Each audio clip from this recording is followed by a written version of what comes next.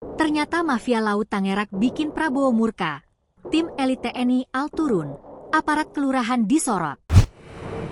Isu dugaan mafia laut yang berambisi menguasai lahan aset negara dan warga membuat Presiden RI Prabowo marah dan mengutus TNI AL mengeksekusi pagar laut Tangerang sejak Sabtu 18 Januari 2025. Salah satu kesaksian Amri Fasa, nelayan dari Kronjo Tangerang saat audiensi bersama Ombudsman RI pada 13 Januari 2025 yang mengatakan, calo-calo berkeliaran di 16 desa.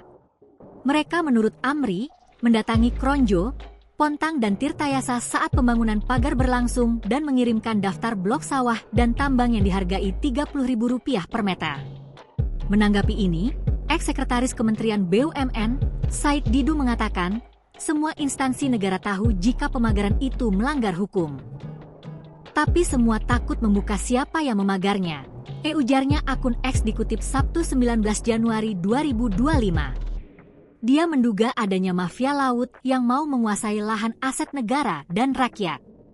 Tambak 70.000 hektar dan pantai sepanjang 1.000 km ini berada dalam ancaman mafia. Rakyat harus waspada, ujarnya. Ia memuji langkah tegas Prabowo menurunkan TNI Angkatan Laut. Negara hadir melalui TNI Angkatan Laut untuk menegakkan dan melindungi hak rakyat, jelasnya. Lalu beredar isu jika sejumlah aparat desa dan kelurahan di 6 kecamatan Kawaban, Banten terlibat. Namun dibantah Abdesi maupun Kepala Desa Kades Desa Kronjo, Nurjaman bahwa aparat desa tak tahu dan tidak terlibat. Pernyataan keras datang dari ex-Menko Polhukam Mahfud MD, merasa aneh jika aparat pemerintahan tidak tahu. Sebab, Bakamlah dan Kepolisi punya alat canggih. Menurut Mahfud banyak yang terlibat dari atas hingga bawah. Pasti orang-orang korporasi atau orang punya modal besar yang membiayai itu, baru sesudah ketahuan gelagapan mencari orang untuk mengaku, katanya. Sementara Prabowo marah. Hal ini diungkap Sekjen Gerindra dan Ketua MPR RI Ahmad Muzani. Beliau setuju pagar laut pertama disegel. Kedua beliau perintahkan dicabut dan segera usut, katanya. Sebagai tindakan nyata, Prabowo mengerahkan pasukan 600 pasukan elit dari marinir, Kopaska hingga personel Angkatan Laut.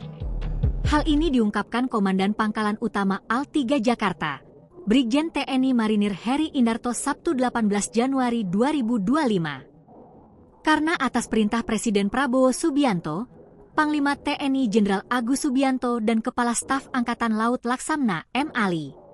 Apapun itu kalau untuk kepentingan rakyat TNI akan tampil ke depan, tegasnya.